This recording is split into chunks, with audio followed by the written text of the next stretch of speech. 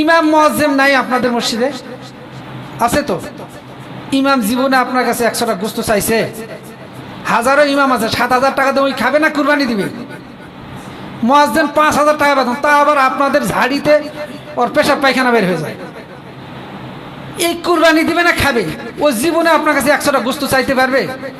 আপনার বাড়িতে আপনি ভাই বড়লোক, আরেক ভাই বড়লোক ছিল, হঠাৎ গরিব হয়ে গেছে, ওই কুরবানি এর আগে দিছে, এখন আর দিতে পারে না, ওই কি গোস্ত চাইতে পারবে সমাজে কারো কাছে?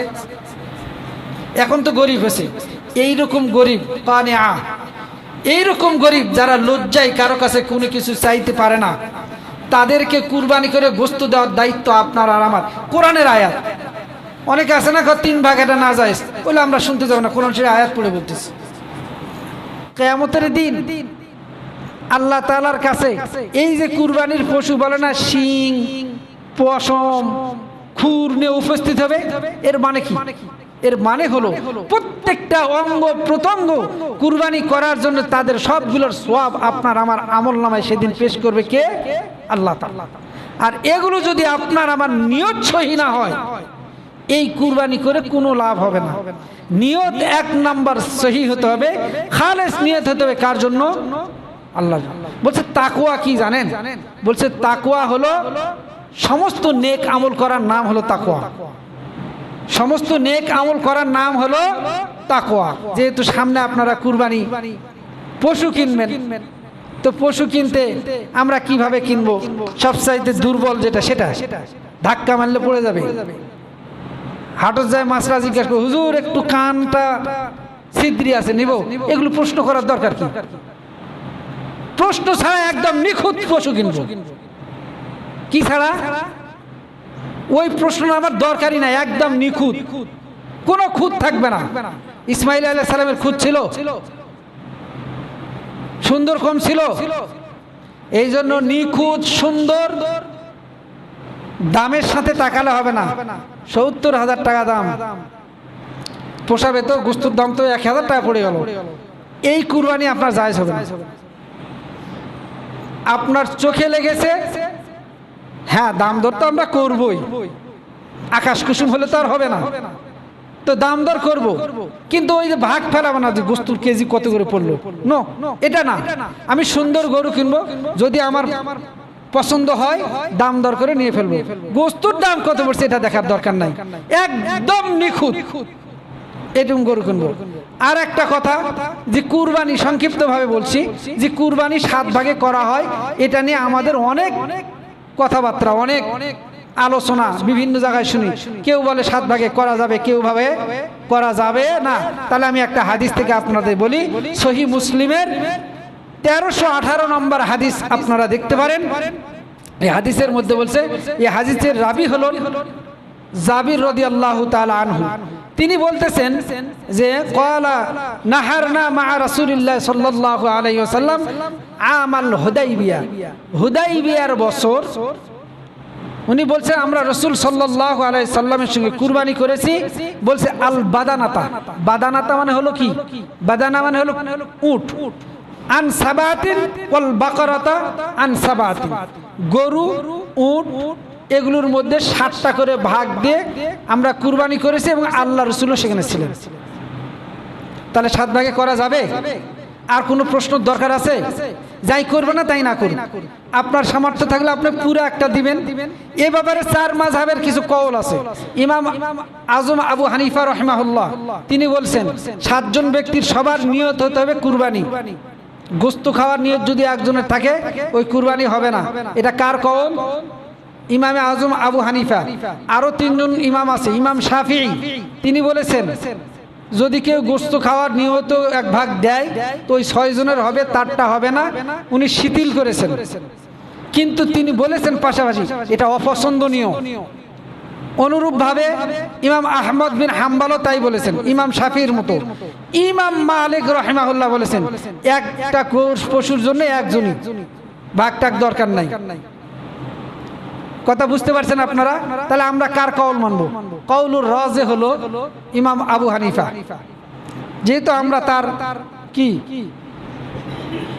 এই জন্য অনুসারী, আমরা অনুসরণ করি তার মাসলা মাসাইলগুলো। এই জন্য 7 ভাগে কুরবানি দেওয়া যায়। গোস্ত বন্টন করা নিয়ে আরেকটা কথা বলে শেষ করব, বলবো সময় দিলে বলবো, না তা আল্লাহু আকবার। আচ্ছা, তাহলে দেখেন গোস্ত বন্টনের নিয়ম।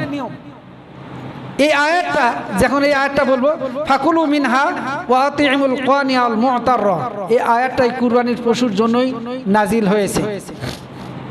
এই আয়াতে বলছে ফাকুলু মিনহা ওয়া আতিমুল কানিয়া ওয়াল মু'তাররা, বলছে নিজে খাও, নিজে খাও, অন্যকে খাওয়াও এবং গরিবদের দাও, গরিবদেরকে দাও।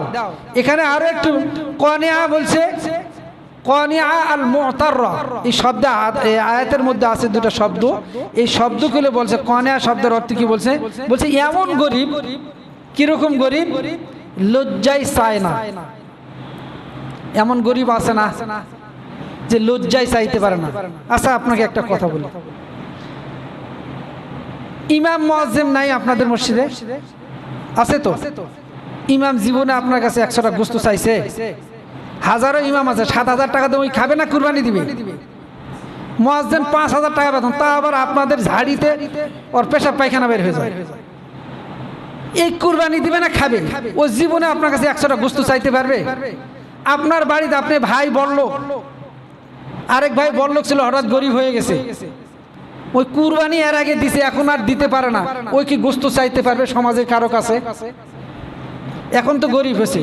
এইরকম গরিব কানিয়া, এইরকম গরিব যারা লজ্জায় কারো কাছে কোনো কিছু চাইতে পারে না, তাদেরকে কুরবানি করে গোস্ত দেওয়ার দায়িত্ব আপনার আর আমার। কোরআনের আয়াত, অনেকে আছে না 3 ভাগ এটা না যায় বলে আমরা শুনতে যাব না, কোরআন শরীফের আয়াত পড়ে বলতেছে। আরেক ধরনের গরিব আছে যারা মানুষের কাছে কি চাইতে পারে, এরা হলো মু'তাররা, এরা চাইতে পারে। তো উভয় প্রকার গরিবকে আমরা কি দিব? গোস্ত দেব। এখান থেকে বোঝা যায় 3টা ভাগের কথা। আরেকটা হাদিস আছে, এই হাদিসের মধ্যে আল্লাহ রাসূল সাল্লাল্লাহু আলাইহি সাল্লাম বলছেন যে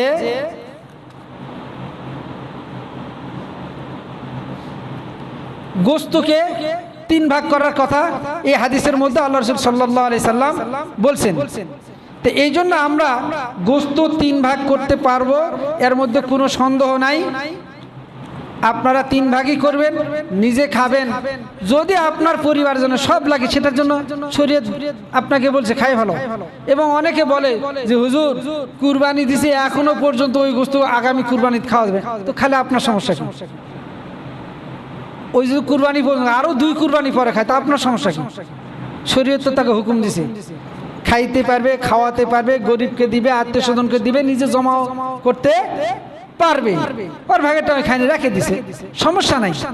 এগুলো উদ্ভট একটা করে প্রশ্ন, এগুলো তো আমরা যাব না। আমি আপনাদেরকে বললাম, যদি আপনারা মনে করেন যে আমার এই কথাটা বলা হাদিস কোরআনের বাইরে আছে, আপনারা খুঁজে খাজে দেখতে পারবেন। যত মুফতি মাওলানা আছে তাদের কাছে জিজ্ঞাসা করবেন যে ওই বদলগাছি মসজিদের ইমাম সাহেব এভাবে বলেছিল। আপনারা চ্যালেঞ্জ করলাম, আপনি কুরবানির বস্তু, 1 কুরবানির বস্তু আরেক কুরবানি পর্যন্ত খেতে পারবেন, কোনো সমস্যা নাই। একটা কুরবানি দিচ্ছেন আপনার পরিবারের জন্য, এই গোস্তগুলো সব দরকার, আপনি গোটাই খেয়ে ফেলেন, কিন্তু আপনার পরিবারের জন্য দরকার নাই। আপনি গোটা কুরবানিটা দরজার পাশে করতেছেন, কত গরিব দুঃখী ঘুরতেছে, গোস্তই দিলেন না। এটা কোন ধরনের কথা? আমার প্রতিবেশীরও তো একটা হক আছে ভাই। আপনার বাড়ির সেদিন গোস্তের রান্না সুঘ্রাণ বের হবে, আরেক বাড়ির কিছুই নাই, ডাল দিয়ে ভাত খায়। এটা কিন্তু মানবতা? এই জন্য আমাদের চেষ্টা করতাম আমার বাড়ির পাশে যেই ভাই আছে, গরিব দুঃখী আছে, যাদেরকে খুঁজে খুঁজে দেখতে হবে। আমরা একটা কথা বলি না যে মিলাদ কিয়াম করে আসলাম বাপ দাদার আমল থেকে, আর এখন আসে হুজুররা কয় এটা হবে না, কই পালো নতুন হাদিস? বলে না? আচ্ছা, বাপ দাদার আমলে কিন্তু আমরা আরো একটা জিনিস দেখেছি। এই যে বাপ দাদার আমলে গোটা গ্রামের গরুগুলা নিয়ে এসে এক জায়গায় জবাই করা হতো, সেখান থেকে গোস্তগুলা 3 ভাগ করা হতো। এরপরে ওই 10 ওয়ালি কথা বলে না, এই গোস্তগুলো এক জায়গা করে বাড়ির খোঁজ নেওয়া হতো কোন কোন বাড়ি কুরবানি দিতে পারেনি। খোঁজ নিয়ে কোন বাড়ির কতগুলো সদস্য আছে হিসাব করা হতো, গোস্তগুলো ওজন করা হতো, মাথা পিছু কতটুকু করে পড়ে এভাবে ভাগ করে দিত। বাপ দাদার ওটা মানতে ইচ্ছা করে না, খালি বেদাতিগুলা মানতে ইচ্ছা করে। এই জন্য আমরা কুরবানি দেব আল্লাহকে খুশি করার উদ্দেশ্যে। আমার কুরবানির আনন্দটা যেন আমার গোটা প্রতিবেশীর মাঝে আমরা বন্টন করে দিয়ে আমরা করতে পারি। আল্লাহ তাআলা আমাদেরকে এইভাবে কুরবানি করার তৌফিক দান করুন। ওয়া আখির দাওয়ানা আলহামদুলিল্লাহি রাব্বিল আলামিন।